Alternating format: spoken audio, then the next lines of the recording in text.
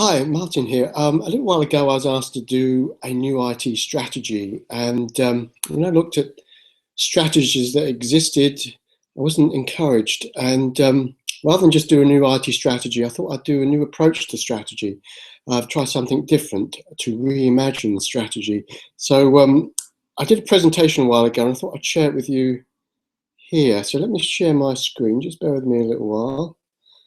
Okay, hopefully you can see the slides. Okay, so reimagining strategy. If you want to get to this slideshow, have a look at the link at the bottom right-hand corner.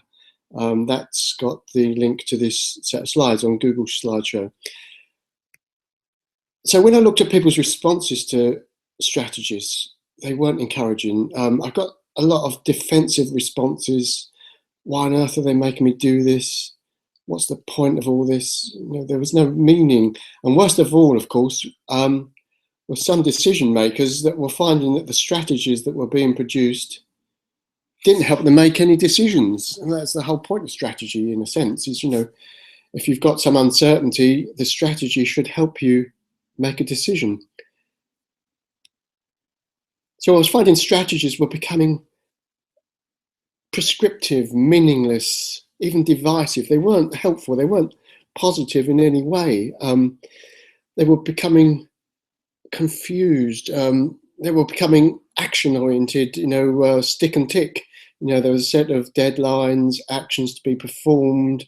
If, of course, you didn't perform the action, there was probably some punishment, but if you did, there was some tick. There was becoming a bit of a tick box exercise. Prescription. People were given prescriptions. It's not surprising we got the kind of defensive reactions we did. It's the same kind of reaction you get to some kind of catastrophic news, like patients that are diagnosed with a terminal illness. The same modelling applies a lot to imposed change. The grief cycle of denial, anger, bargaining, depression, and final acceptance. Denial, oh my God, why are they making me do this? Anger, oh, this is crazy.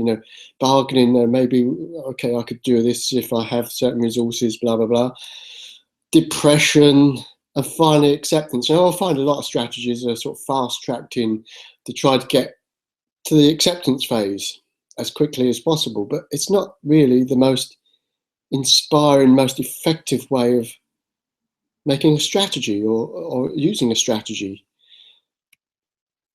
In fact, what's going on, I find, is that strategies are becoming so dense, sometimes 70 pages of detailed action. You can't see the big picture. You can't see the forest for the trees. You can't see where you're going. And the reason being, in a sense, that strategy has often been confused with planning, if not replaced with planning. And as Mintzberg said, that's an oxymoron. A strategy is all about analysis. In fact, it often begins with analysis, often a SWOT analysis. Look at your strengths, weaknesses, opportunities and threats, and then create some kind of action plan to address those strengths, weaknesses, opportunities and threats, often copying some kind of action plan from some other organization or mixing them from various organizations. Strategies are all starting to look the same. They're becoming predictable, generic, uninspiring and dull. And the whole process of this confusion of strategic planning, it can backfire big time, narrowing vision, discouraging change, bridging an atmosphere of politics and destroying commitment. So it's time to reimagine, try and do something else. What needs to be done? Well, Mintzberg and I would also say separate strategy and planning. They are different things. Strategy is about why you want to do something, and planning is about how. As I referred to the slides earlier, where so much of strategy was about how and not why. People were confused about why we were doing things. They knew how we were supposed to do it. It was all prescribed, but there was no answer to the meaning of why. So strategy is about where you want to get to. It doesn't describe the route. It just says you want to get from A to B. And the people in IT know about routes very well. There's often, in networking, multiple routes with different costs involved. That is the planning, the how. So, as every good consultant and author has, there's a follow-up book. So Mintzberg, after describing the problems with strategy, the fall of strategy, describes a different approach to strategy, strategic thinking in Strategy Strikes Back, or Bites Back, sorry. So for Mintzberg, he says strategy has to position, it has to inspire. And he says that an uninspiring strategy is no strategy at all. And in that book, the favourite chapters of mine were by, I can't say the lady's name, Jean Liedtke, I'm not sure how to say that name, but two chapters about strategy as a positive force. You know, and in one chapter, strategy is a little black dress. She says it should be simple, makes you feel good, and give you confidence and openness to new adventures. Strategy and the Art of Seduction, another chapter by in the same book.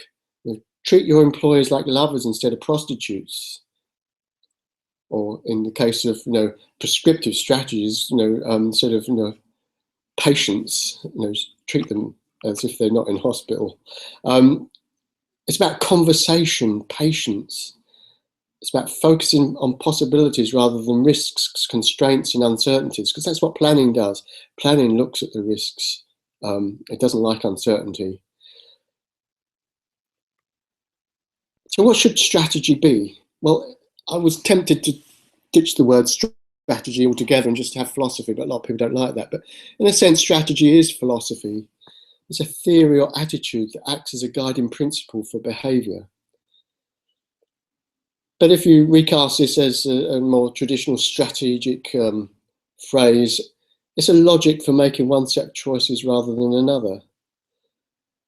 And overall, it should be simple. It should be what I call fractal. It should be able to apply at all levels. And most of all, it should be meaningful if we can try and make it meaningful. What should strategy do? Well, it should guide, inspire, and engage. Most of all, it's about people rather than systems.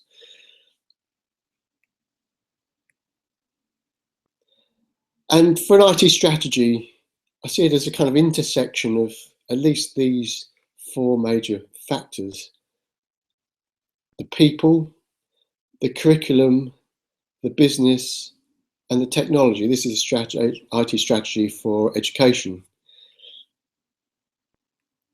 And let's remember that often the future is already here amongst us. The leading edge are practicing things that may be adopted in the future. There's a lot of different experiments going on that we can select from.